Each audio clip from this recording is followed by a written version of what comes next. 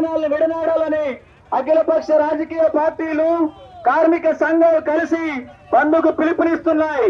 ఈ బంద్లో కొత్తగూడెం పట్టణ ప్రజానికం వ్యాపార సంస్థలు స్వచ్ఛందంగా పాల్గొని ఈరోజు దేశవ్యాప్తంగా కోటాను కోట్ల మంది కార్మిక వర్గం, రైతాంగం, చిరు వ్యాపారులు దేశవ్యాప్తంగా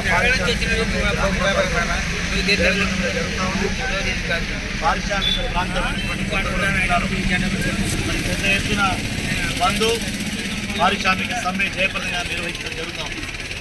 నరేంద్ర మోడీ నాయకత్వాన్ని అధికారంలోకి వచ్చిన బీజేపీ ప్రభుత్వం గత 10 ఏళ్ల కాలంలో తీసుకొచ్చినటువంటి దుర్బలమైన విధానాల మూలంగా ఈ దేశంలో ఆక్స్ఫామ్ నివేదిక ప్రకారం 80 కోట్ల మందికి పైగా ప్రజలు దారిద్ర్య రేపుగా నెట్టివేయబడడం జరిగింది.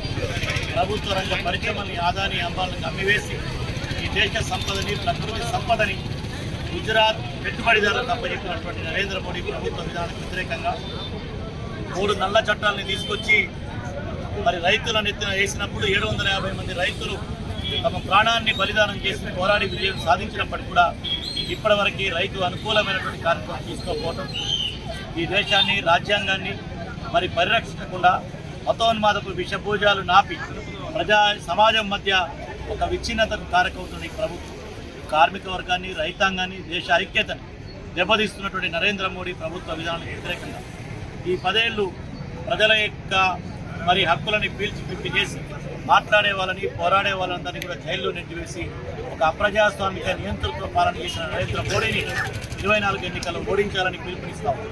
ఈ నేపథ్యంలో బీజేపీయేతర రాజకీయ పార్టీల యొక్క మద్దతుతో SKM all India trade union committee అంటే అన్ని కార్మిక సంఘాలు సంయుక్త కిసాన్ మోర్చాలో ఇచ్చిన పిలుపులో భాగంగా ఈ జిల్లాలో అన్ని రాజకీయ పార్టీలు ఏకమై బీజేపీ తప్ప అన్ని పార్టీలు దీంట్లో పాల్గొంటా ఉన్నాయి.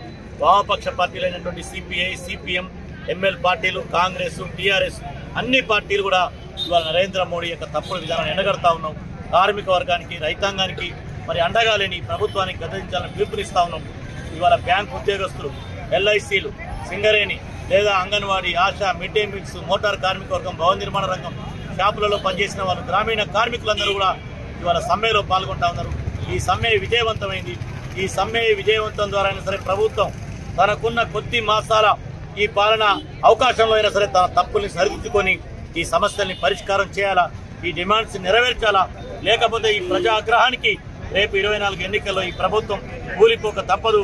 ప్రజాస్వామ్యాన్ని కాపాడదాం, రైతాంగ కార్మిక హక్కును రక్షించుకుందాం, రాజ్యాంగాన్ని కాపాడుకుందామంటే నరేంద్ర మోడీ ప్రభుత్వాన్ని గద్దించడం తప్ప మరొక మార్గం లేదని దేశ ప్రజానికానికి మరి అన్ని రాజకీయ పార్టీ తరఫున భారత కమ్యూనిస్ట్ పార్టీ సిపిఐ తరఫున పిలుపునిస్తాం.